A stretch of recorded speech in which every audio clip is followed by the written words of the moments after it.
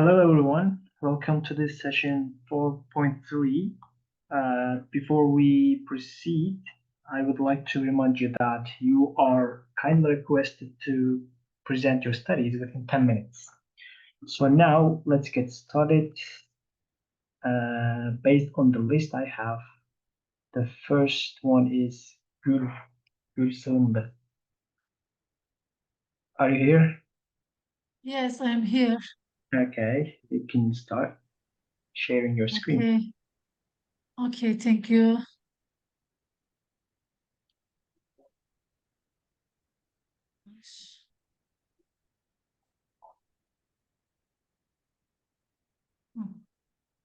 Okay. Yes, you can start. Yes. Welcome to my presentation. I am Gül Sığındı. I am a PhD student at Gaziantep University.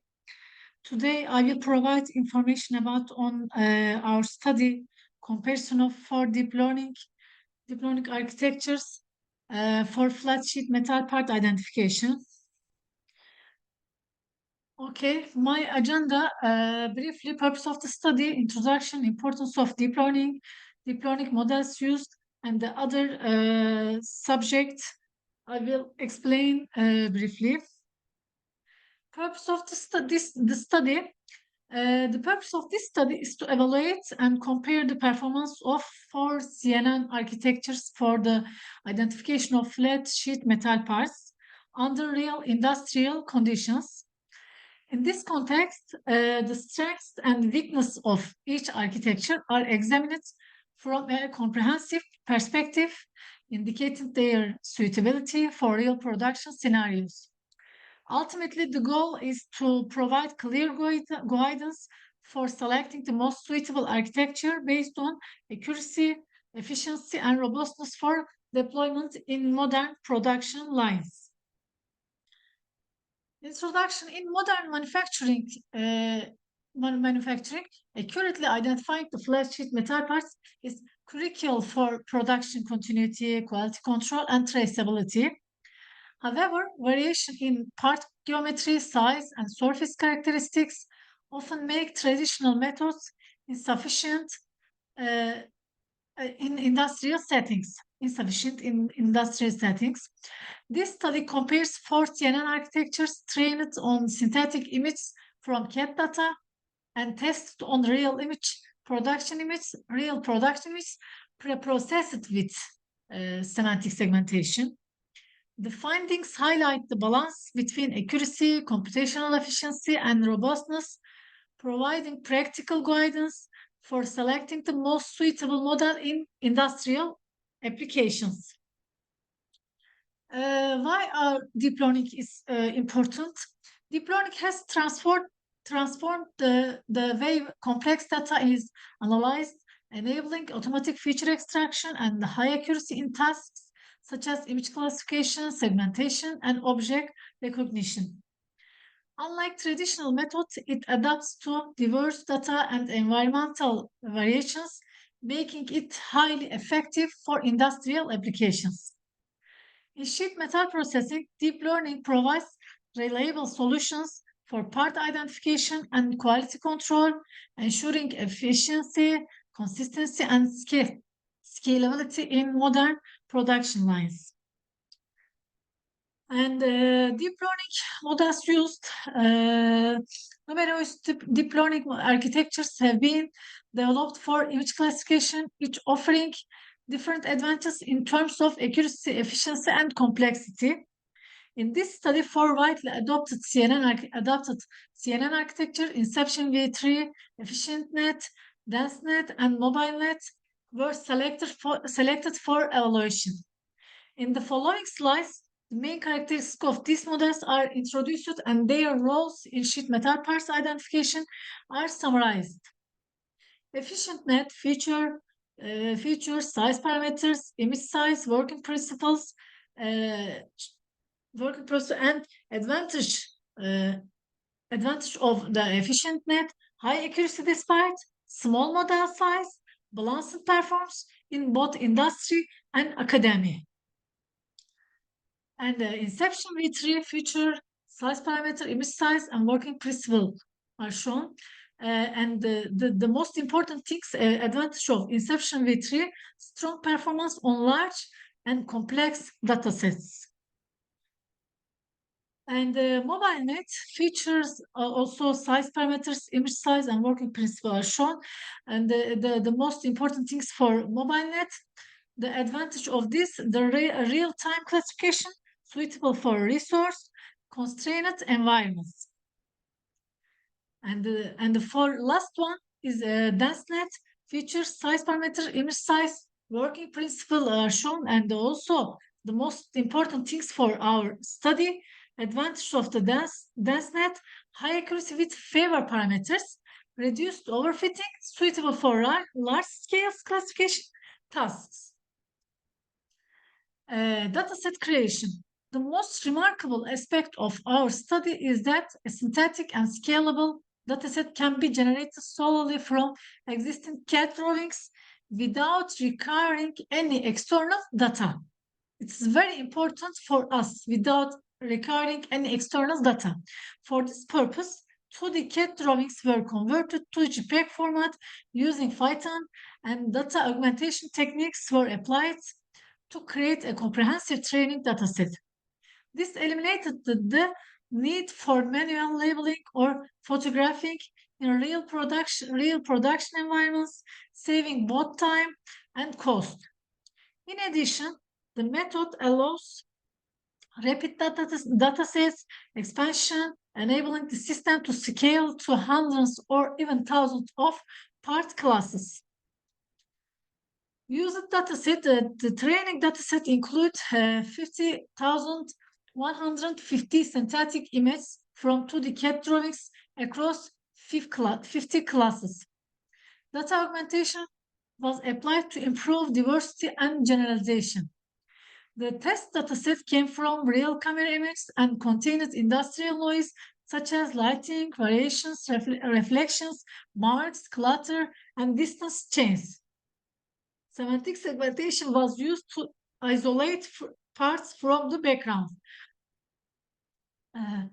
Model features and system configuration. Table 1 summarizes the input, image size, and training times, highlighting the relationship between the resolution and computational cost, while Table 2 presents the model features, training parameters, augmentation strategies, and the hardware-software environments of this study. Semantic segmentation. Semantic segmentation is a process in computer vision that involves classifying each pixel in an image into a specific class or category. This means it can identify and separate objects from the background within an image. Semantic segmentation takes an input image and processes it to assign a class label to each pixel, producing an output where regions are labeled by category.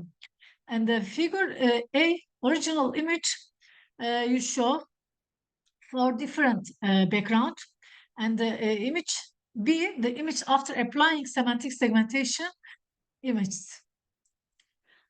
Isolation of sheet metal parts. After capturing images of the actual parts, the images were manually isolated from the background to create test datasets. As a result of this process, black and white mask images were obtained that highlight each metal part individually. This mask image provides a clean and reliable dataset critical for accurate analysis by separating from the original image. This is the real image and the mask image examples. Importance of using UNet. We use UNet in our study. There are many models for applying semantic segmentation, but we use UNet because UNet provides better data resolution for our study, and the UNet can offer better accuracy, is more suitable for semantic segmentation, is simpler than deep lab, but it can perform better in specific applications such as the tiled. Steps for implementation a UNet model for semantic segmentation. In this study, a deep learning model based on the UNet architecture was built and tested for the purpose of semantic segmentation. Below are the steps of the process. First step, data loading, and the other data verification and the normalization. Third step, binary mask conversion. Fourth step, unit model setup. Fifth step, model compilation and training. And the final step, result visualization and model saving step. This is an example of dataset image. The dataset include 5 different background types. From top to bottom in order, epoxy floor, almost used in the real factory, palette floor, and 3D design software screen, modern wooden floor, and concrete floor shown in the figure. Loss and accuracy graph.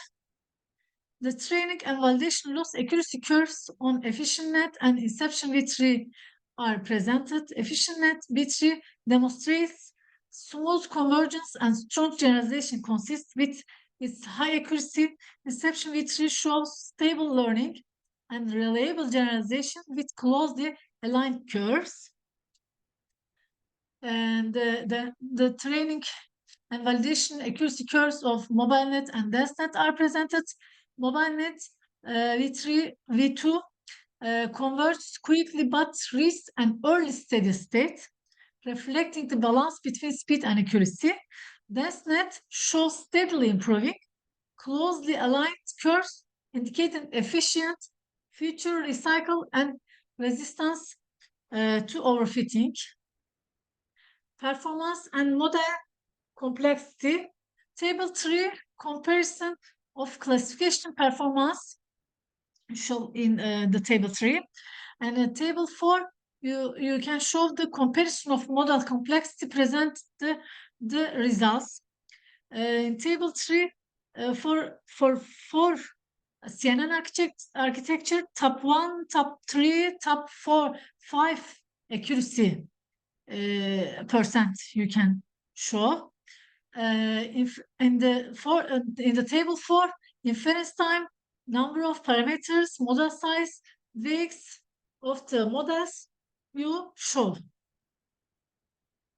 Model evaluation and results. EfficientNet achieved the highest accuracy and is therefore suitable for application where accuracy is a top priority, such as quality control and defect detection.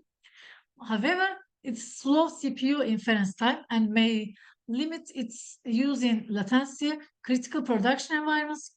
Inception V3 delivers very high accuracy with moderate CPU latency.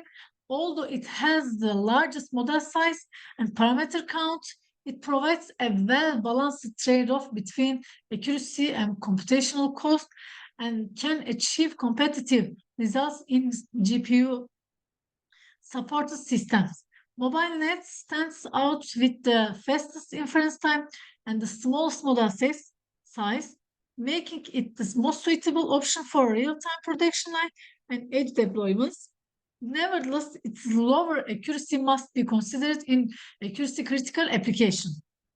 DensNet demonstrated intermediate characteristics, achieving moderate accuracy, but with relatively high CPU inference latency, while more compact in size compared to Inception V3 and EfficientNet. Its accuracy was not sufficient to compete with the top performing models. Conclusions. EfficientNet high accuracy for top 1, top 3, and top 5 accuracy performance, suitable for accuracy critical tasks. Limitations: slow CPU inference time, not ideal for latency critical environments. Inception V3 we choose this model. Very high accuracy for top 1, top 3, and top 5, moderate CPU latency, largest model size, and well-balanced trade-off between accuracy and computational cost. Competitive on GPU systems. MobileNet fastest inference time, smallest footprint, best option for real-time production line and edge deployments, but the limitation of the MobileNet, lower accuracy when we compare it to 4 CNN architectures.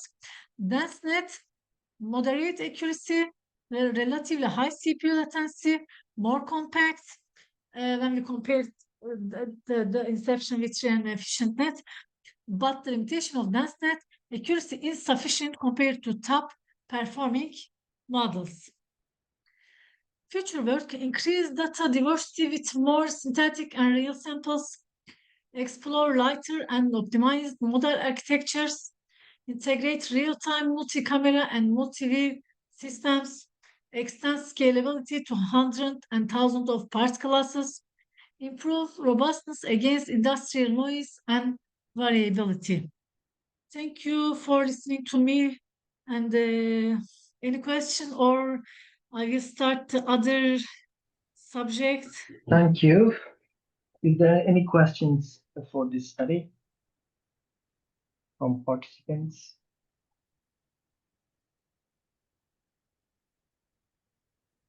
Okay, no question. You can proceed to the next one. Okay, thank you. Thank you. And my other study is the feature extraction from sheet metal parts, and also using semantic segmentation.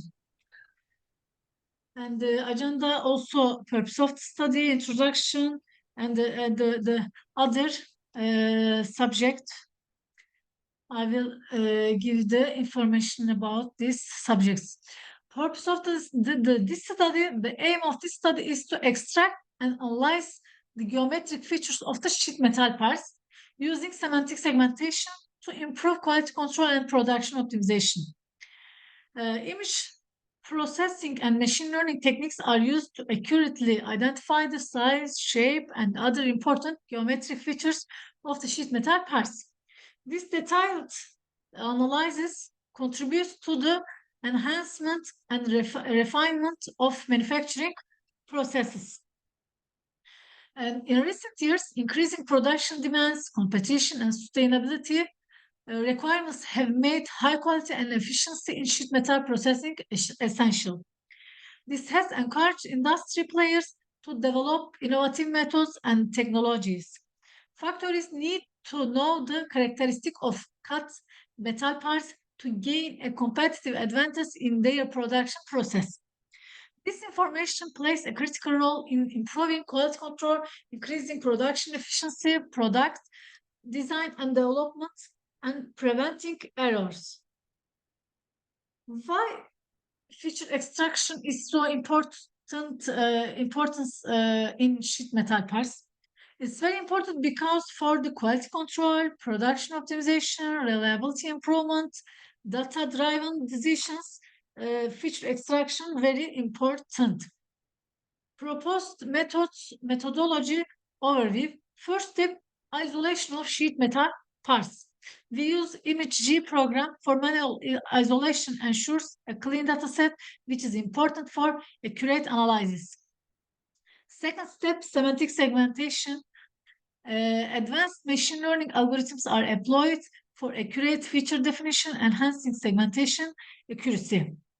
Third step, enhanced accuracy. This methodology significantly improves the accuracy of feature extraction, leading to better analysis outcomes. And fourth step, detailed feature definition. The approach allows for a more detailed understanding of the sheet metal parts features, aiding in further research.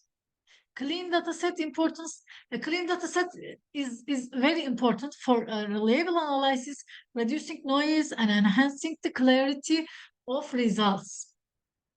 And the final step, machine learning integration. Integrating machine learning into the process allows for more robust feature extraction methodologies. Isolation of sheet metal parts. After capturing images of the actual parts, the images were manually isolated from the background to enable more accurate analysis. As a result of this process, black and white mask images were obtained that highlight each metal part individually. These mask images provide a clean and reliable dataset critical for accurate analysis by separating them from the original image. This you can show the real image and the mask image semantic segmentation and the units. Semantic segmentation is a process in computer vision that involves classifying each pixel in an image into a specific class or category. This means it can identify and separate objects from the background within an image. This study we use UNet is a convolutional neural network architecture specifically designed for semantic segmentation task. A UNet-based deep learning model is employed for automatic part identification, utilizing its ability to achieve high accuracy even with limited data. Step for implementing a UNet model for semantic segmentation. In this study, a deep learning model based on the UNet architecture was built and tested for the purpose of the image segmentation. The testing process involves several case steps from data preparation to model evaluation and visualization of results. Below is a detailed breakdown of the entire process. First step is data loading, and the second step, data verification and normalization. Third step, binary mask conversion. Fourth step, UNet model setup. Fifth step, models compilation and training. And the final step, result visualization and model saving step. Data augmentation technique used in our study. Initial dataset, the study began with a small dataset of 50 different images, which was insufficient for training a robust deep learning model. Augmentation technique used, various augmentation techniques were applied to expand the dataset, including rotation, scaling, noise addition, and flipping. Expanded dataset, the dataset was expanded to 2,800 different images, sufficiently improving the model's ability to learn and generalize. Why we do data augmentation? We do data augmentation for reduce overfitting risk and enhance generalization ability of our model, and reach the dataset and the other increase model robustness and accelerate the learning processes of our model. We use data augmentation technique. Which technique we use in our study? Rotation, scaling, adding noise, sharpening, blurring, cropping, flipping, and the color change data augmentation techniques we used in our study. These techniques increase the variety of the dataset, allowing the model to learn more effectively and perform better in real-world conditions. And this is the augmented image examples. First image is original image, and the other augmented image when we applied the augmentation technique. This image, the mask image, first is the original mask image, and the other augmentation technique applied mask image examples. Test image, I use this image in our test using parameters in semantic segmentation and system configuration. Model features and system configuration shown in the table: image size, batch size, epoch number, threshold value, optimizer, and the training time, almost 59 hours. My configuration, my time. Model performance graphs, accuracy and loss graphs are generated to evaluate the model's learning progress during training and its generalization ability. The training and validation loss accuracy curves show that the model has learned effectively and generalized well. The validation performance closely follows the training curves, indicating consistent convergence without overfitting. Overall, the model exhibits strong performance with both training and validation metrics improving throughout the training process, indicating a well-optimized model. Performance metric, true positive, true negative, false positive, and false negative metrics we use in our performance metrics. Model, when the true positive model correctly classifies an instance as positive, true negative when the model correctly classifies an instance as negative, false positive model incorrectly classifies an instance as positive, false negative when the model incorrectly classifies an instance as negative. We use these metrics for the measure the performance of dice coefficient, precision, and the recall. The dice coefficient is a statistical measure used to quantify the similarity between two samples, commonly applied in fields like image segmentation. It is calculated using the formula, dice formula, and precision measures the proportion of true positive predictions to the total prediction positives. It means true positive over true positive times plus false positive. Recall, also known as sensitivity, measures the proportion of true positive predictions to the actual positives. And the other intersection or union measures the overlap between the predicted segmentation and ground truth. Accuracy measures the proportion of correctly predicted instance out of the total instances. F1 score is the harmonic mean of the precision and recall, providing a single metric that balances both concerns. It is particularly useful for imbalanced datasets. Confusing metrics. The model has a very high success rate in identifying positive pixels. It is also extremely successful in identifying negative pixels. The false positive rate for the negative pixels is at an acceptable level, while the false negative rate for the positive pixel is quite low. It means enhancing the model's reliability. This data provides insights into the overall success of the model and its prediction accuracy for both classes, as well as information on areas where the model may require improvement.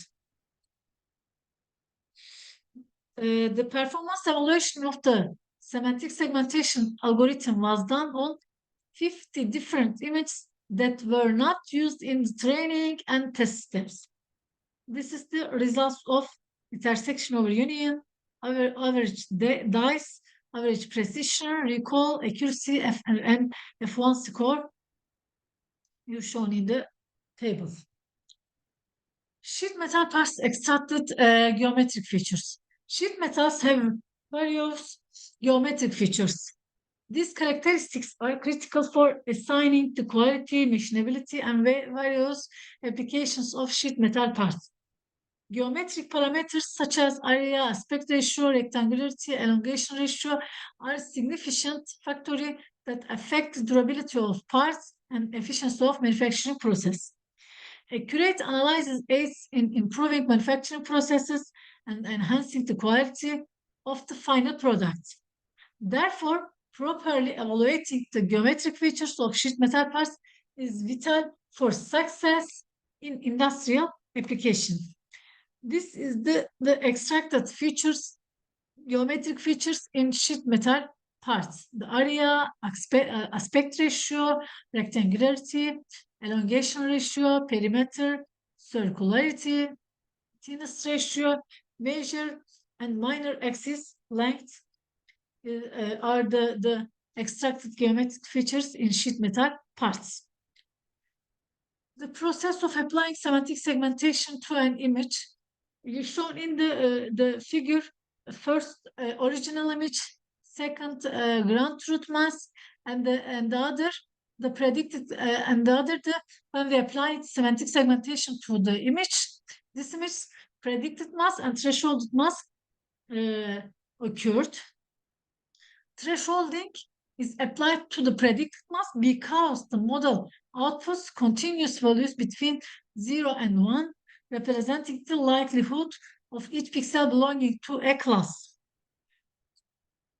And extracted features of this figure: area, aspect ratio, rectangularity, elongation ratio, perimeter, circularity, thinness ratio, major and minor axis length of this image. The unit of area, perimeter, major and minor axis length are in pixels. Conclusions: integrates image processing and machine learning for enhanced quality control in sheet metal processing, achieves high accuracy isolation of metal parts and detailed geometric feature extraction, enhanced model generalization enabling effective error detection and increased manufacturing efficiency, operates at 97.36%, reducing error rates and supporting decision making. In our study future work, real-time analysis, integrating the segmentation model into real-time manufacturing system for continuous monitoring and feedback, multi-part analysis, extending the model to analyze multiple parts simultaneously, enabling the identification of relationships and similarities between parts, part identification, developing the model to identify sheet metal parts.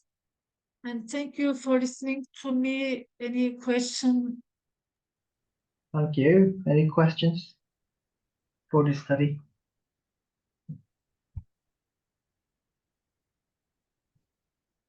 Probably no. Thank you again. So we can move on to the next one.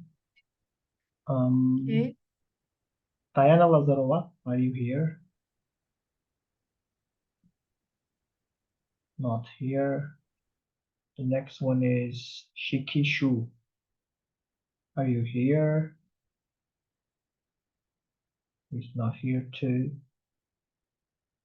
The next one, Georgi Shikowensky. Are you here? You are here. Yeah. I can Okay. hear you. Do you hear me? Yes. Yeah, we can hear you. I share my presentation and I start to present.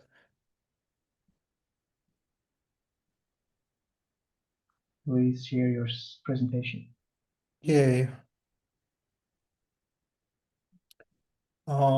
My name is Georgi Shkovensky from University of Veliko Tarnovo. The paper that I will present is called Optimization Model and Algorithm for Balanced Energy Management in a Cloud Energy Storage System. The green transition of the global economy and the development of low carbon technologies pose new challenges to the energy sector. These challenges are namely the need for efficient electricity management and minimization of losses at all levels of power distribution systems. The present report explores the innovative concept of cloud energy storage, which offers a virtualized alternative to costly distributed energy storage system. During the course of this research, a specialized optimization model and CES management algorithm were developed based on linear programming. Based on participation integration, energy storage sharing can be grouped into three models: peer-to-peer, where end users directly exchange unused energy, commonly based, involve collective investments and shared use of centralized storage, where our proposed CS architecture fits, and third party, where external operators invest storage to generate profit.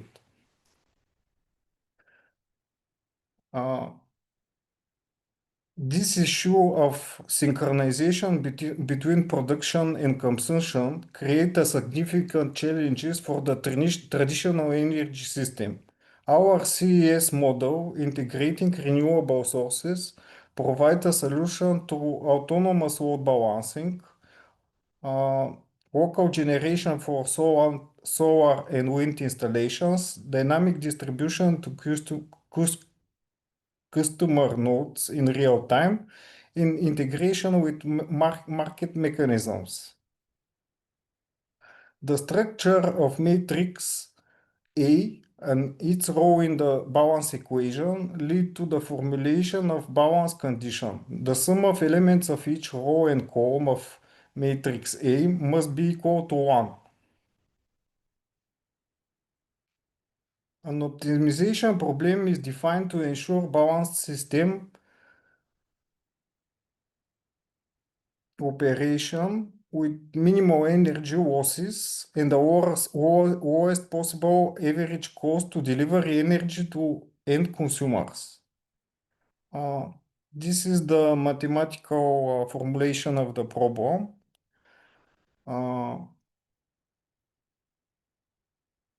The defined optimization problem is a typical p-median problem in the directed weighted graph, where the rho of the connectivity matrix is the current model is assumed by adjacency matrix A delta tk, whose form for the time slot delta tk represent the solution of the problem for that slot.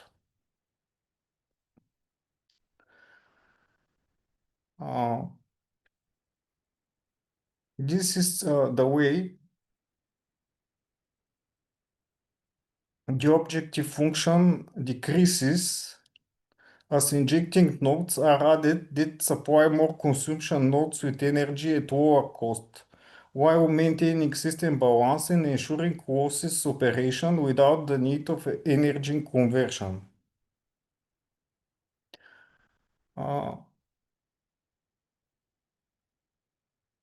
For the implementation of nodes in CES, the following system were used.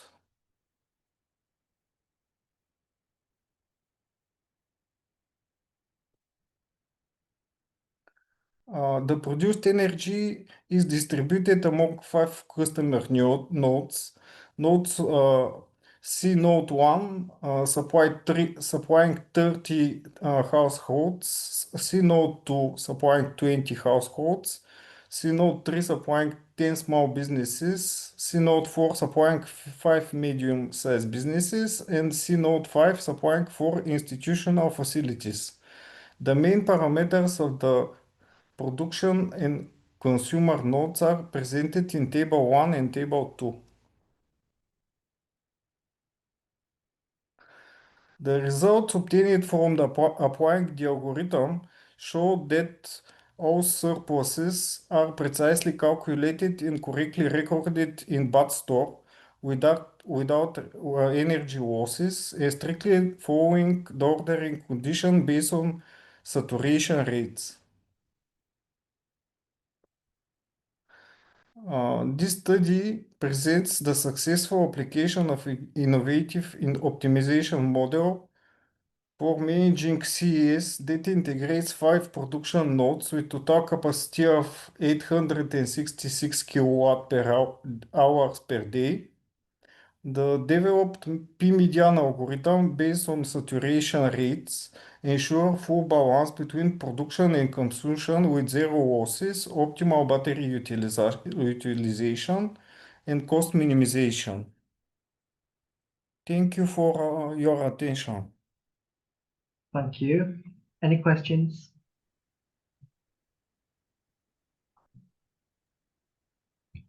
No questions, so we can move on to the next one. Gizem Nur Bikir. You here?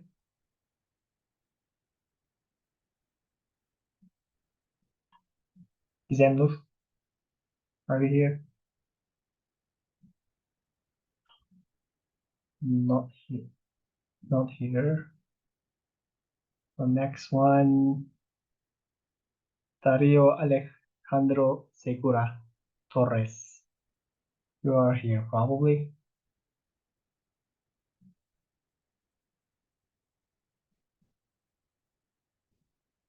He's not also here.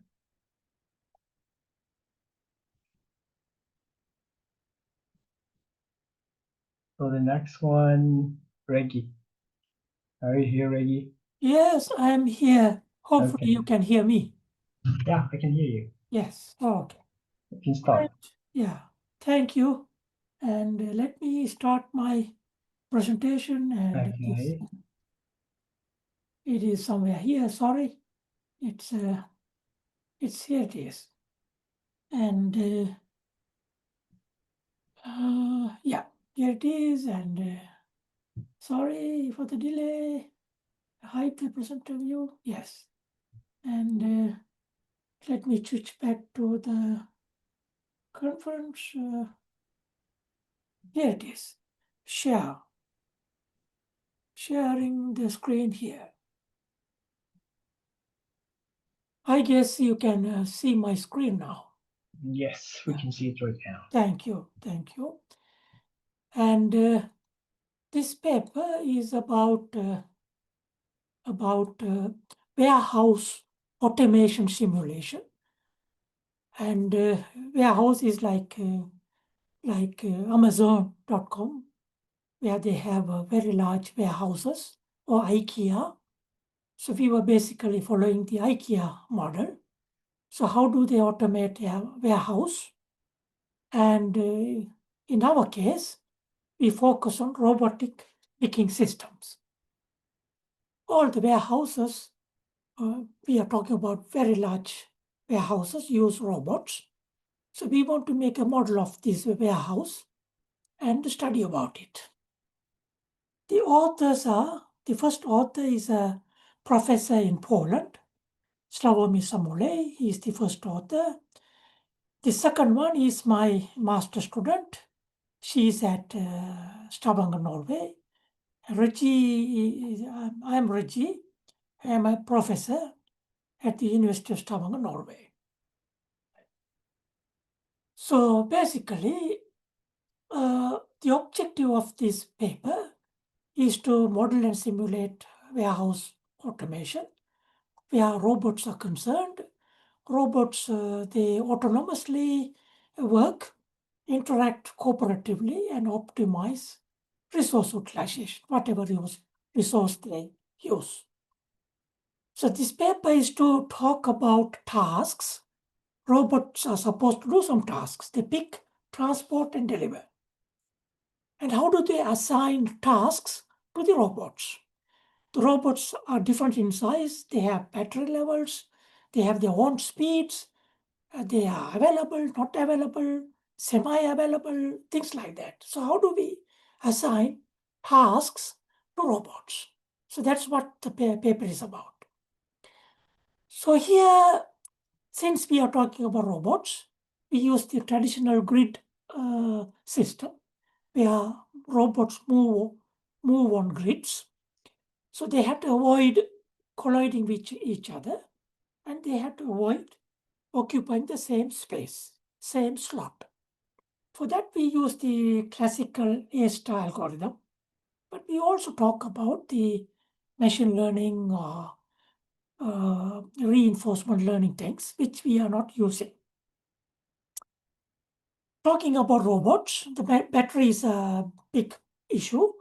So how about battery management? So when a robot starts, if it stops somewhere in the middle, it is a real problem because the robot has to be removed, and that removal will cause a lot of delays. So how do we avoid that kind of a scenario? So we talk about energy levels. So we included this idea in the model. And robots, when we talk about tasks, there are some priority tasks. Top priority tasks which must be done as soon as possible. Then we have the ordinary tasks which we do when the robots are available. And finally, there are some tasks which are less prioritized, which occasionally we can skip. So we are going to use PettiNets, and GPensim is the tool we use. It is based on MATLAB. We developed it. We developed at the University of Stavanger, which is used by many universities around the world, from USA to Australia. So it is easy, it's extendable. You can model very large systems. So GPNSIM is well documented. This is the first book I wrote in 2018. It's a user manual. So what is GPNSIM? Here, GPNSIM for modeling very large systems. GPNSIM for modeling real-world problems. This is the reference manual. And finally, how GPNSIM is built. So all these GPNSIM is well documented. When we talk about warehouse, I have already discussed. We had tasks. How do we assign tasks? How do we avoid robots colliding with each other? And the battery management. Okay. Also queuing. How do we queue prioritized, ordinary, and less ordinary? So we are not showing the PetNet model because it's relatively very large. But this is the workflow. Robots, they idle, they work, they pick, transport, they deliver, then they become free. This is the basic idea about robots. Of course, it's so easy.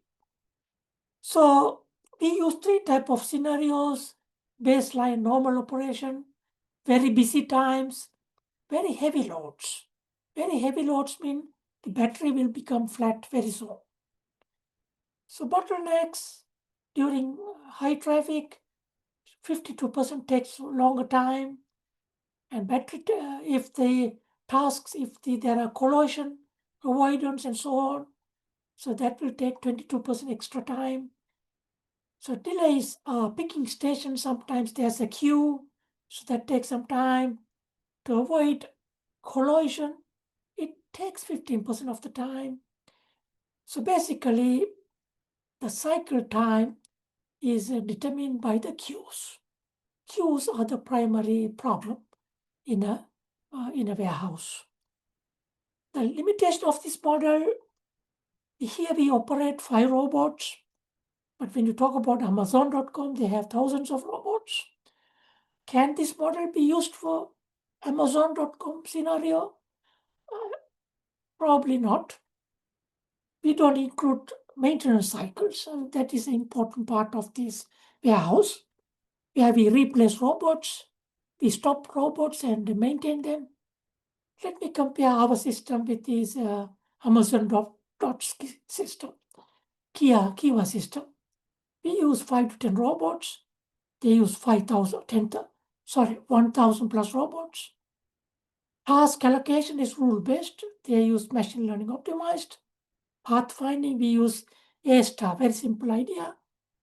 They use reinforcement learning.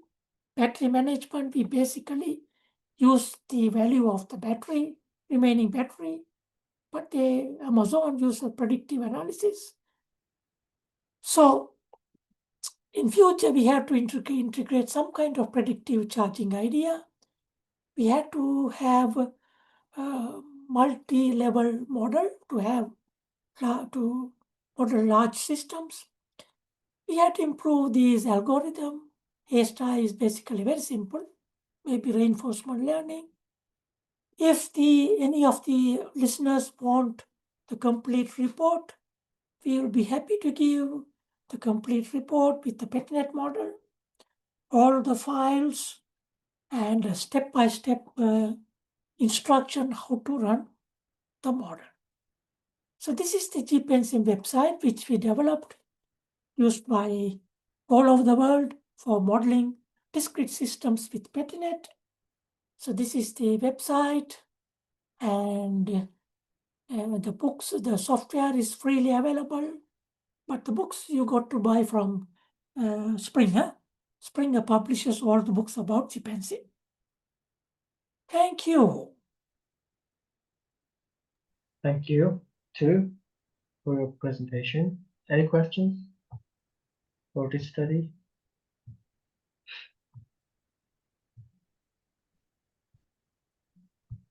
Thank you again. There is no Thank you. question. So we can again, Gizemnur, are you here? Yes, I am here. Okay. Başlayabilirim uygunsuzluğun içinde. Ekran paylaşımı yapıyorum.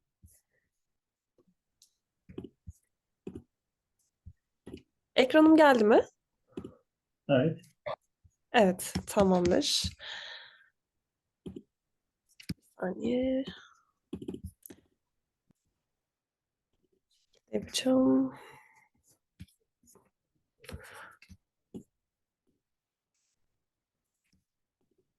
Tam ekran olarak görmüyorsunuz şu an değil mi sanırım? Tam ekran değil. Evet. Hani şöyle yapacağım ben.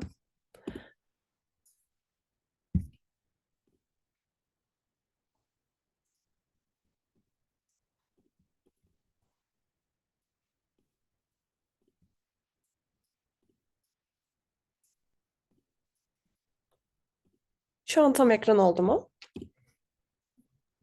Evet. Tamam. Merhabalar herkese. Ben Havelsan Bilgi ve İletişim Teknolojileri Genel Müdür Yardımcılığı İş Geliştirme Direktörlüğü'nden katılıyorum. İsmim Gizem. Bugün sizlere aslında yapay zeka destekli sohbet botunu ürün sunumlarımız ve gösterimlerimizde müşteri etkileşiminin artırılması başlıklı makalemizde sunum yapacağım. Öncelikle makalemizin amacından bahsetmek istiyorum. İş geliştirme direktörlüğü olarak aslında çok fazla sunum yapıyoruz. Aynı zamanda ben bir süre yapay zeka ürünlerinde de çalıştım. Bu ürünümüz kapsamında hani çok fazla özelleştirilmiş sunum yapmamız, bir takım dokümanlardan içerik oluşturup taleplere özgü aslında dokümanlar hazırlamamız gerekliliği oluşmuştu. Bu kapsamda da kurumsal yaygınlığı artırmak amacıyla da nasıl bir dönüşüm yapabiliriz? Buna odaklandık. Yazılım sektöründe hızla değişen müşteri beklentileri oluyor ve yapay zeka tabanlı aslında çözümler geliştirmemiz gerekiyor. Günümüzde müşteriler gerçek zamanlı kişiselleştirilmiş ve hızlı iletişim bekliyor aslında. Bu ihtiyacımıza yanıt olarak da Havelsan'da ürün sunumlarını ve gösterimlerini, süreçlerini otomatikleştirirken aynı zamanda da bu sunumların sürecinin teknolojik altyapılarını ve elde edilen sonuçları sizlerle detaylı olarak paylaşmaya çalışacağım. Problemi aslında genel olarak tanımlarsak ürün sunum ve destek yöntemlerimizde çeşitli zorluklarla karşılaşıyoruz. Bu kapsamda aslında ürün dokümanlarının çoğu müşterilerin beklentilerini karşılamıyor olabiliyor. Teknik detaylar anlaşılamayabiliyor. Farklı kurumsal formatlar olabiliyor. Bu kapsamda da manuel demonstrasyon süreçlerinin hem zaman alıcı hem de tekrarlayan bir iş yükü oluşturduğunu söyleyebilirim. Destek ekiplerimiz standart sorulara yanıt vermekten dolayı aslında yüksek iş yükü altında kalabiliyor. Sürekli bir özelleştirme gerekebiliyor. Bu nedenle de yapay zekayı daha hızlı ve etkileşimli bir çözüm olarak aslında kullanmak istedik. Çözüm yaklaşımımız bu sorunlara çözüm olarak aslında tasarladığımız yapay zeka destekli sohbet robotumuz dört temel teknolojinin bileşenini bir araya getiriyor. Ee, Ekranım mı gitti? Görüntüleyebiliyor musunuz şu an? Evet, ekran var. Sunumu göremiyorsunuz değil mi? Bir saniye. Sunum kapanmış. Geldi değil mi? Evet. Tamam. İlk olarak aslında kullanıcının promptlarını doğru şekilde edebilen bir istek anlama modülümüzü geliştirdik. Bu kapsamda hem promptu doğru algılayıp ilgili sisteme yönlendiren hem de o sistemdeki içerikleri özelleşmiş bir şekilde çekebilen bir yapı geliştirdik. İkinci olarak ürün dokümantasyonlarını kullanarak aslında burayı bir veri tabanı gibi de kullanıp doğru ve güvenli yanıtlar üreten bir RAG altyapısı kurduk. Bu kapsamda RPA modülümüz zaten RPA ekiplerimiz ayrıca vardı ama biz yapay zeka tarafında yine main büyük dil modelimizi de kullanarak kurumsal süreçte de yaygınlaştırmak adına RPA modülünü de buraya entegre ettik. Aslında yeni bir konsept oluşturduk. RPA tarafında rutin görevleri otomatikleştiren bir entegrasyon sağladık. Bu kapsamda da aslında large audio modeller dediğimizde sesli etkileşim ve iletişiminde artırıldığı ve kullanıldığı teknolojiler yer aldığı için sesli bir modülde entegre ettik ve bunu Havelsan portalde işte kurumsal olarak kullanıma sunduk. Kurumsal entegrasyon ve otomasyon olarak da doğal ve akıcı hem işte yüksek doğruluklu etkileşim sunan bir platforma dönüştürdük diyebilirim. Bu kapsamda zaten geliştirmelerimiz ve versiyonlamalarımız da devam ediyor. Sistem bileşenleri olarak aslında modüler bir yapıda tasarladık. Çünkü birkaç farklı metodu hem bizim direktörlüğümüz kapsamında özelleştirmeye çalıştık. Hem de aslında tüm ekiplerin de kullanabileceği ya da farklı modüllerin özelleştirilebileceği bir yapı sunmaya çalıştık. Kullanıcı arayüzüne hem metin hem ses destekli bir etkileşim sağladık. Prompt anlama modülüyle genel sorgunun sınıflandırılarak doğru akışın başlatılmasını sağladık. Diyalog yönetim katmanında aslında sohbetin ve modelin tutularak geçmişin de baz alındığı çok adımlı bir konuşma, aslında bağlamın yönetildiği bir sistem kurduk. RAK tarafında yine bilgilerin getirildiği kurum içi dokümantasyonlardan doğru içeriğin bulunduğu bir sistem vardı. RPA tarafında operasyonların otomatik tarafından yürütüldüğü, sonuçta robotlarla iş akışlarının otomatik bir şekilde sınıflandırıldığı yapı vardı. Ses katmanında doğal konuşmanın yazıya çevrildiği bir sistem mevcut. Bu bileşenlerin de tamam aslında güvenli entegrasyon katmanları üzerinden kurum içi sistemlerle bağlantılı şekilde çalışıyor. Kullanılan veri türleri aslında biz burada birçok farklı yani yapay zeka sistemlerinin temel başarısını etkileyen aslında doğru veri, etiketli veri. Bu kapsamda hani makalemize 10 binden fazla etiketli veri örneği kullanıldı. Tüm ürün dokümantasyonları, teknik kılavuzlar, müşteri etkileşim logları gibi sistemleri biz veri olarak kullandık. Ses modelleri için hem açık kaynaklı hem de aslında kurum içinde kullandığımız Havelsan tarafından modelimizi özelleştirebildiğimiz hem metin hem işte görüntü ve ses, yani görüntüyü çok dahil etmedik ama yine orada da test çalışmalarımız vardı aslında devam eden. O biraz daha VLM tarafına giriyor. Onları test ettik ve aktif öğrenme yaklaşımıyla aslında geri bildirimde alarak veri setimizi sürekli olarak da genişletip model doğruluklarının testlerini gerçekleştirdik. Teknolojik altyapı olarak güçlü NLP modellerimiz, veri tabanlı yine sınıflandırıcılarımız aslında sürekli çıkan açık kaynak modellerinde testlerini yaparak akademik tabanlı çalışmalar da yapıyoruz. Burada aslında özelleştirme ve geliştirmelerimiz de devam ediyor bir yandan teknik tarafta. İş geliştirme tarafında da aslında ihtiyaçları doğru sınıflandırılıp yönlendirilmesiyle ilgili yine ürün tarafında, ürünlerin de kullanımıyla birlikte testlerimizi gerçekleştiriyoruz. RPA, UiPath gibi sistemleri denedik. Yine kendi ürünlerimizi denedik. Yani çözüm tarafında farklı denenen yine ürün ve çözümler oldu. Altyapı olarak zaten hani yapay zeka gelişiminde bizim kullandığımız GPU'larımız mevcut kurum içi veri merkezimizde. Bu sunucular üzerinden de testlerimizi gerçekleştiriyoruz. Geliştirme metodolojisinden de bahsedecek olursam aslında veri hazırlığıyla ilk başladı. Model eğitimlerinin ardından RAG gibi bileşenlerin entegrasyonu yapıldı. Daha sonra sesli etkileşim katmanı ve RPA akışlarının oluşturulması gerçekleşti. Her modül için ayrı ayrı testler yapıldı ve uçtan önce bir entegrasyon süreç gerçekleşmiş oldu. Güvenli bir şekilde dağıtımı ve aktif öğrenme mekanizmasıyla da aslında portalde dağıtımı yapıldı ve kullanıma açıldı diyebilirim. Literatür özetinden bahsedecek olursam aslında çalışmanın konumlandığı alan AI tabanlı müşteri etkileşim sistemlerinin hızla yaygınlaşmasıyla birlikte aslında yanıt doğruluğunun artırılmasının bizim için kritik olduğunu fark ettik. Bunu işte farklı formatlarda nasıl kullanabiliriz? İşte bir sürü farklı ürün dokümantasyonumuz var. Bunların formatları farklı. Özellikle işte sunumlarda PowerPoint, işte Mac'te kullandığımız Keynote gibi farklı formatlar mevcut. Bunların hepsinde nasıl doğruluk sağlayabiliriz diye aslında bir takım testler gerçekleştirdik ve hem görsel hem sesli olarak multimodal modelleri ve arayüzleri tek platformda kullanmaya çalıştık. Bunu aslında hani henüz tamamlanmış diyemem. Gelişime açık bir alan olduğu için de testlerimizle birlikte başarım oranı yükseltilerek sürekli devam ediyor geliştirilmesi. Yeni dokümanlarla beslenebiliyor. Bu tarafta çalışmalarımıza devam ediyoruz. Sistem mimarisi olarak kurumsal BI ürünleriyle tam entegrasyon sağlamamız aslında en kritik olan burada bizim için. Burada yine modüler, ölçeklenebilir ve katmanlı bir yapı tercih ettik. Çünkü aslında her müşterinin ihtiyacı farklı olabiliyor. Kurumsal yapıda biz kendi ekiplerimiz arasında da farklı ihtiyaçlarımız olabiliyor. Bu kapsamda GPU ve donanım ihtiyacını göz ederek aslında hani hangi modül gerekiyorsa sadece onun entegrasyonu yapılıp modüler bir yapı oluşturuldu bu tarafta da. Başarı metriklerimizden bahsedeyim. Aslında bu tarafta hem kurum içi aldığımız hem işte müşterilerimizle paylaştığımız etkileşimlerde %30 müşteri memnuniyet artışı yakaladık.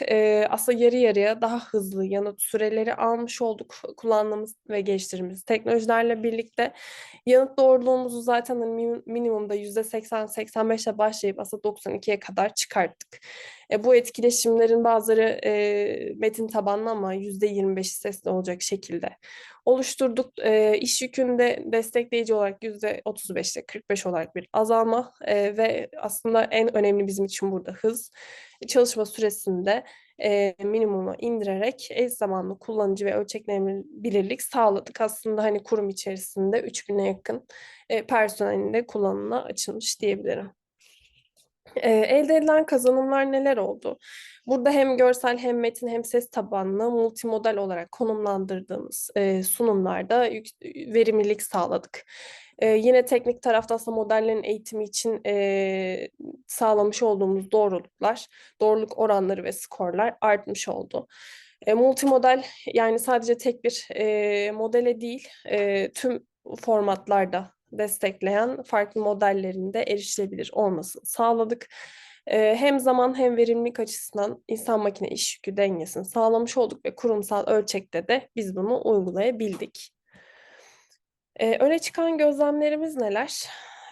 Aslında otomatikleştirerek bu süreçleri önemli bir verimlilik artışı sağlamış olduk. RAG altyapı sayesinde teknik sorunlarda özellikle işte ilgili dokümanın doğru bulunması, RPA tarafından doğru yönlendirilmesi gibi sorunlarda daha anlaşılabilir bir yapı kurduk. Standart sorularda yani sıkça sorulan sorular gibi kısımlarda da insan müdahalesinin ortadan kalkarak modellerin doğru yönlendirebilmesini sağlamış olduk. Geliştirme alanlarımız neler? Kişiselleştirilmiş bir etkileşim, adaptif ML dediğimiz bir yapı oluşturmuş olduk. Öngörüsel bir analiz entegrasyonu koyduk. Sektörler arasında genişletilebilir bir platform sağlamış olduk. Aslında bu her sektöre uyarlanabilir olmuş oldu. Yani gerekli veri setleri sağlandığı takdirde hızlı bir eğitimden geçirip biz bunu uyarlayabilir hale getirdik. İlerleyen zamanda da aslında bu etkileşimleri artırarak sesten metin ve metinden sese dönüşümde daha yüksek doğrulukta çalışan bir model geliştirmeyi planlıyoruz. Genel bir değerlendirme yapılacak olursak sohbet botumuz müşteri etkileşiminde ölçülebilir ve sürdürülebilir iyileşmeye neden olmuştur. Modern kurumsal iletişimde yapay zeka tabanlı çözümlerin temel yapı taşlarını oluşturarak aslında Havelsan'ın dijital dönüşüm vizyonunu da destekleyen güvenli bir mimari ve ölçeklenebilir bir yapı sağlamış olduk. Beni dinlediğiniz için teşekkür ederim. Sunumum bu kadardı. Yine sorular varsa alabilirim. Teşekkür ederiz. Muhtemelen kimse soru soramayacak çünkü Türkçe yaptığınız sunum. Teşekkür ederiz yine de. Şunu Evet, soracağım. efendim. Şunu soracağım. Siz Tamam. yaptığınız, sizin müşteri portföyünüz ne? Kim daha doğrusu yani? Havyasyon olarak kime satıyorsunuz ürünü? Evet, da Şöyle sadece aslında şirket içinde ya mi? ürün olarak hı hı. Şöyle başladı. Aslında ürün olarak üründen hiç bahsetmedim ama burada main ürünümüz var. Yapay zeka platformumuz kurumsal. Bunun altyapısının geliştirilmesi ve iyileştirilmesi için de aslında biz bu akademik çalışmaları gerçekleştiriyoruz. Biz bilgi ve iletişim teknolojileri olarak biraz daha işte kamu kurumları, askeri kuruluşlar, yine sivil sektör aslında her alana uyarlanabilir. Ama hani şu an mevcut müşterilerimiz yani Havelsan içerisinde de yaygınlaştırılıyor. İşte bizim komuta kontrol sistemlerimiz var, simülasyon ve otonom sistemlerimiz var. Bu tarafta da entegrasyonu askeri alanda sağlanıyor. Ama bir yandan işte bankacılık, finans gibi farklı sektörlerde de uyarlanabiliyor. İşte hangi ihtiyaç olursa, işte görsel tarafta Ya dokümanlar görsel içeriyorsa görsel tarafta VLM tarafında geliştirmeler yapılıyor. İşte sesli, genelde bankalar sesli dijital asistan kullanıyorlar. Onlar için o taraftaki modellerde geliştirme yapılıyor. Aslında çok geniş bir yelpazeye sahip diyebilirim. Tamam, teşekkür ederim. Anladığınız için. Ben teşekkür ederim. And Paylaşımı now, durduruyorum. Dario, are you here? Yep, Okay, you can start. thank you. You can share your screen with us. Thank you. Okay.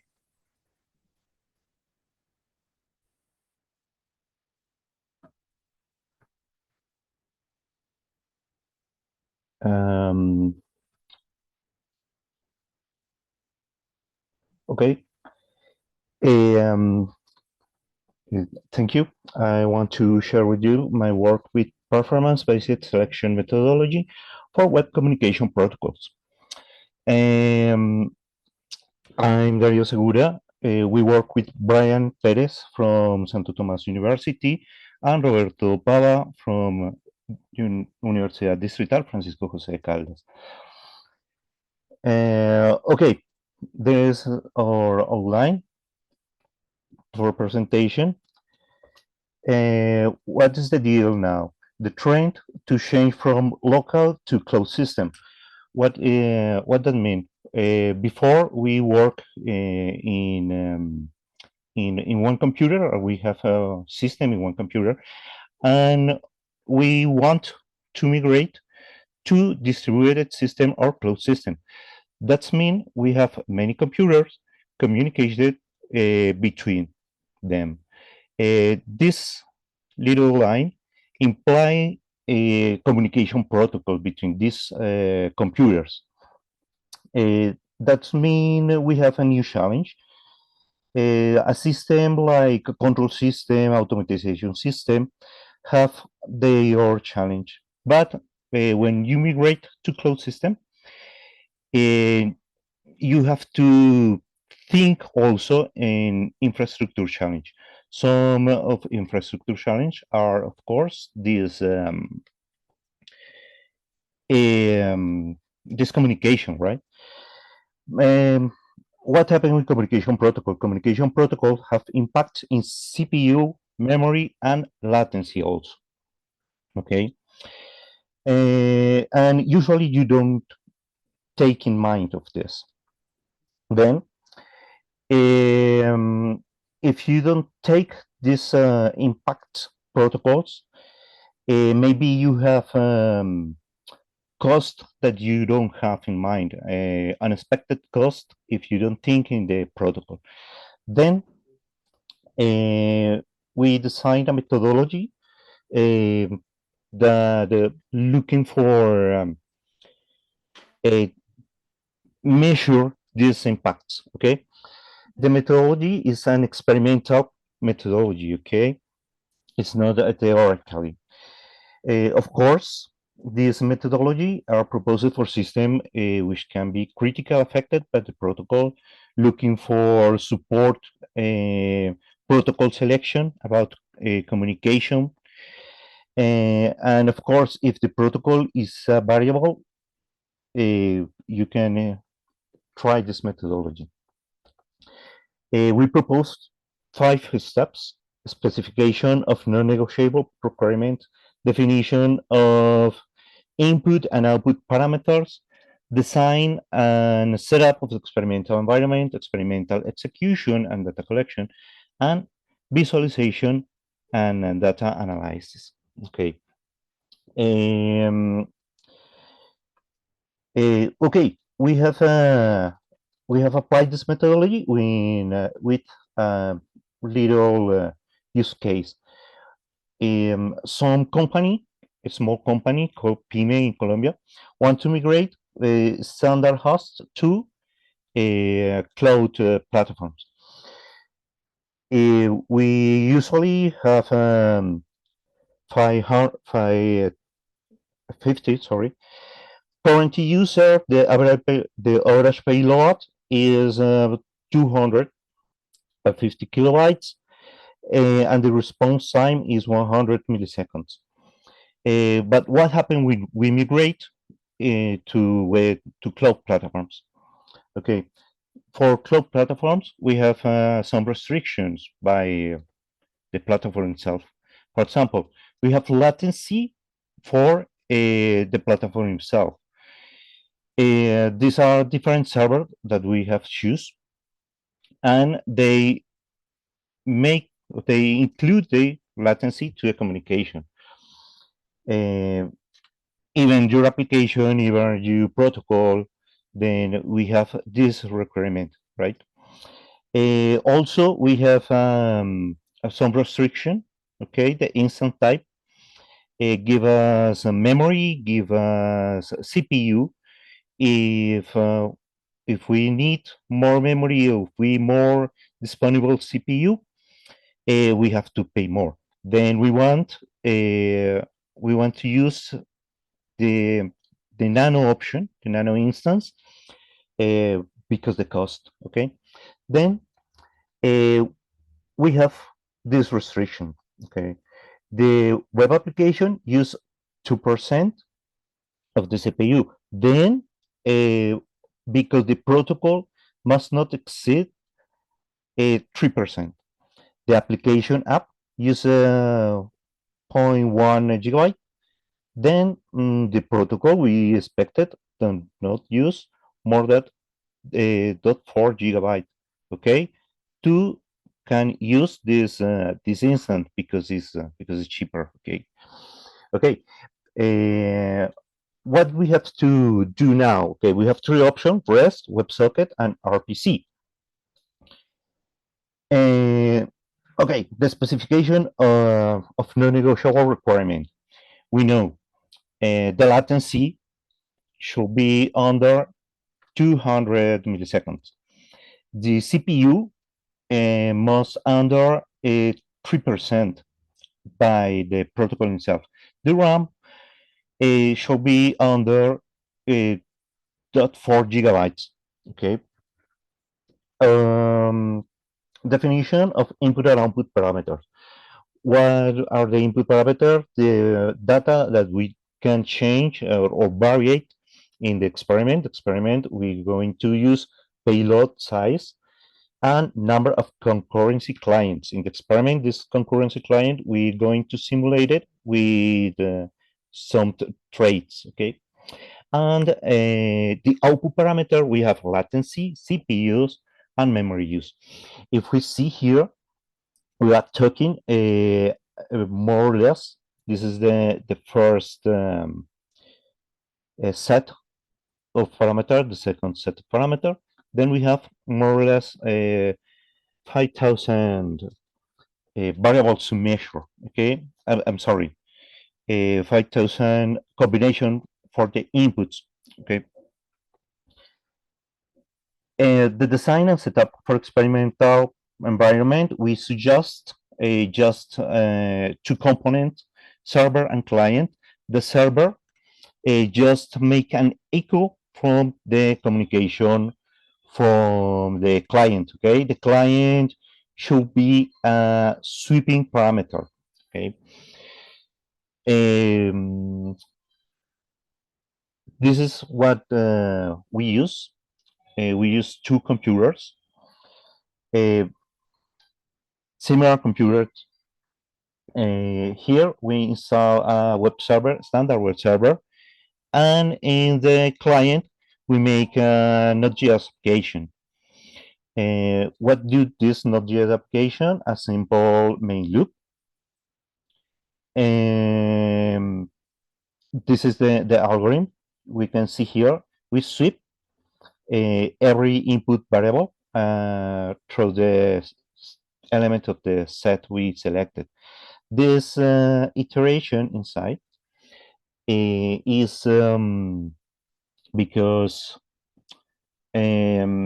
we want to make many measures with the same inputs, okay? And we work with the average, to make better results. The fourth step is experimental execution and data collection. We hear a lot of data collected. 5,000 possible combination of enter. We repeat the experiment 10 times.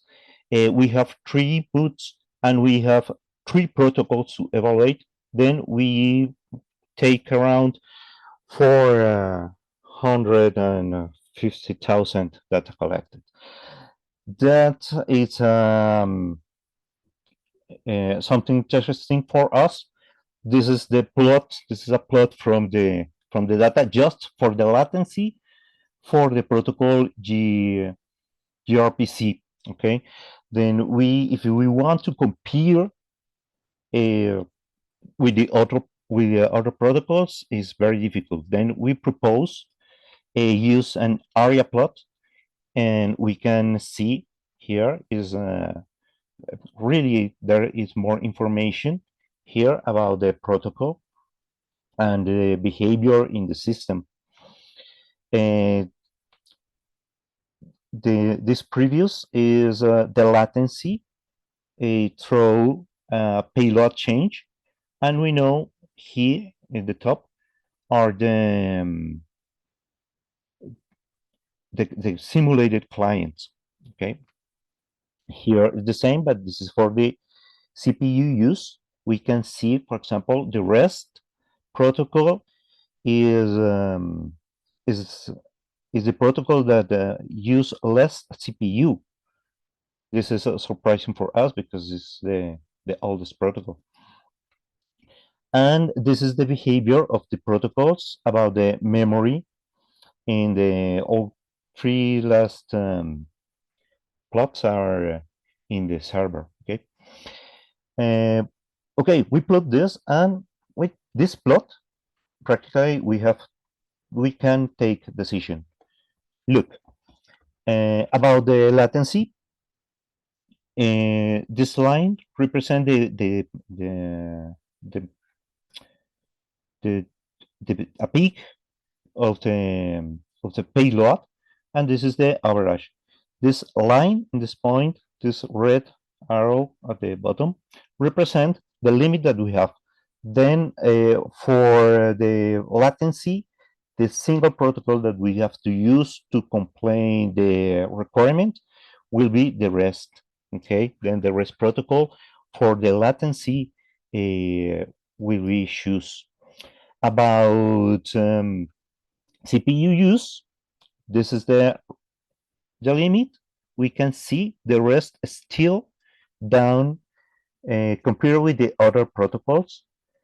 This is another point, another good point for the REST protocol, for choose the REST protocol.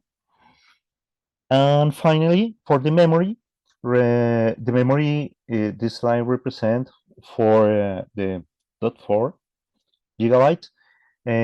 All protocols are really below of the limit. Then we can choose the REST protocol, or we choose the REST protocol to implement in the migration case we have here.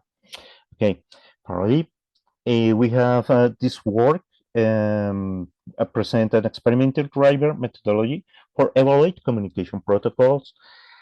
We present this methodology and we apply to a real case. The advantage of this method is very simple. It's very simple. You can see the algorithm. It's very simple, but allow the comparison with any protocols. You can implement any environment and no problems. And what happened next? Also, if we can, we encourage to apply the methodology with IoT protocols, for example. More other protocols, not just for web protocols, and also applying more maybe mathematical process, multivariate statistical techniques to the data to get more information from this. Okay, that's it. Thank you. Thank you for your patience. Thank you for your presentation too. Is there any questions for this study? You can ask.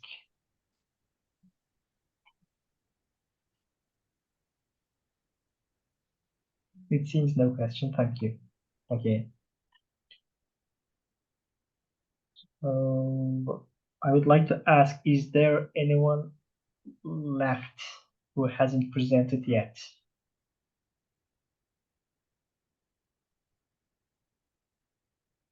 There is one probably.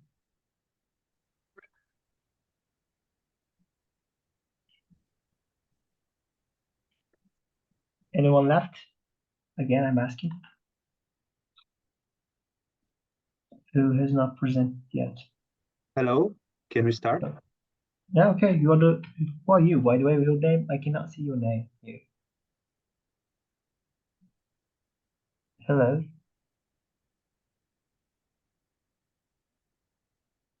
Hello. Hello, I cannot see your name on the list. What's your name? we're presenting for Diana Lazarova. Okay. The paper ID 148. Okay. Yeah, you can start.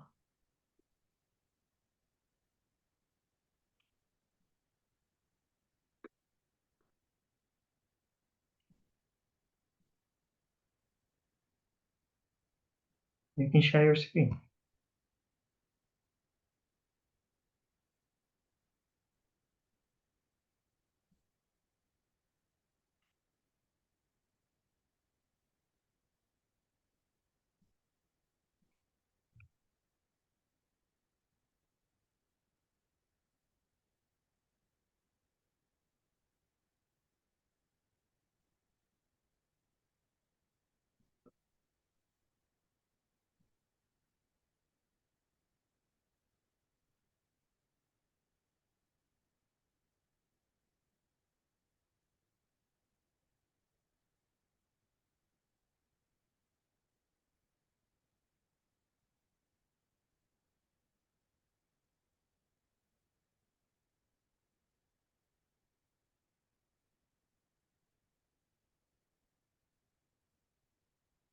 We cannot hear your voice, by the way.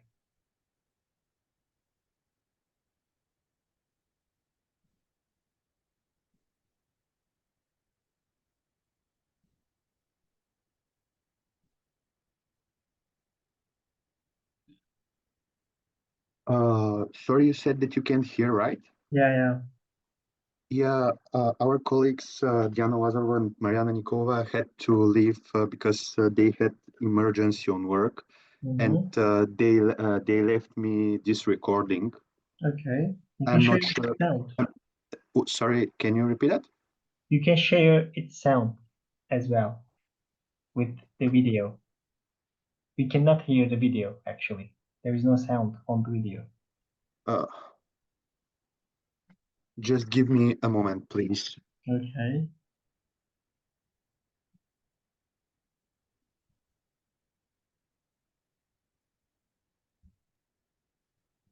Hello, sir. Can we ask before it started? Can we ask Yes. question? Sorry. Can you repeat your question, please? I said, can I ask question before I start presentation? Okay. Ask. Yes, sir. I am among the people that are going to present their own on 16. That is Sunday. Sunday. Yes. Is it possible maybe if there are no other participant that can present maybe either today or tomorrow I can do, or must it be Sunday? Let me check. Yes, sir. Which room are you going to be? The time from 1:30 to 3:30, I think. Ismail Abubakar, Ismail Boboy, and Kamil Dimilila. Which session? Session. Let me open the. I cannot minimize. I don't know why.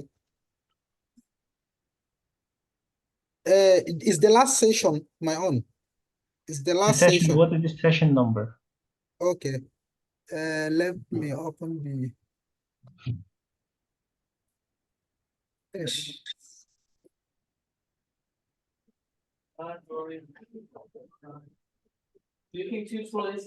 Okay, my own is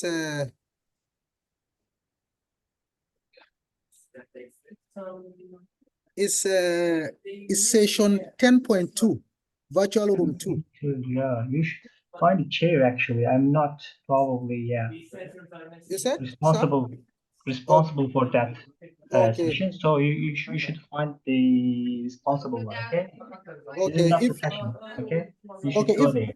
okay, if there is a chance nobody can present, I can do it even You today. can do probably. Yeah, you can do it. Okay. You see the name Ismail Boboy and Kamel Demilila, the second to the last. That is paper 342. Yeah, there's a chair there. You can find that chair actually. So I cannot help you for that because you are not on my list. Okay. Okay. But if there is a space, I can do that, no problem, right? I think so. There is no problem. There will be no problem. Okay, thank you for the information. Okay. So you can continue. Okay. Just tell me if you can hear it. Okay. Yes, we can hear you. We can hear you. Yeah, on the video, there is no sound again. If you opened it, you should share it full. You should give full authorization actually.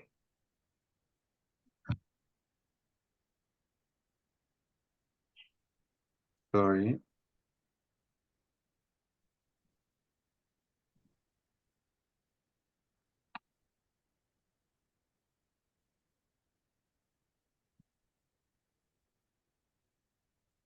Okay, can I try again? Okay, let's see.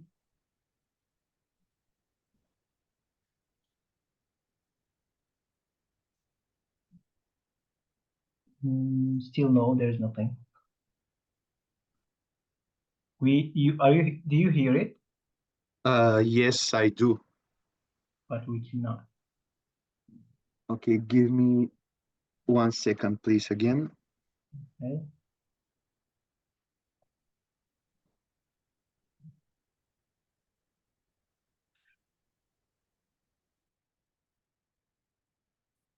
Okay, can we try one last time? If it doesn't work, can I send you the presentation with the recordings itself? If it's all right. Let's try it out. Okay, we'll try again first. Just let me share again. Can you see my screen? Yes. Okay.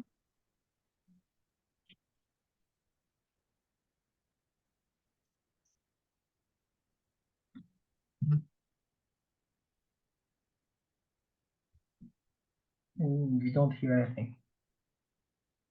You can hear it again? Nothing. We hear nothing. I'm really. Is there a video, or this is a video or record of this slide or something? Okay, I can send it the presentation with the recordings if it's all right for you. It is all right for me, but I'm not sure if it is okay for the board. I'm gonna ask it. Okay, I'll appreciate that. Or if it's not working, can we do it tomorrow morning? Tomorrow morning, can you do it? Let me check.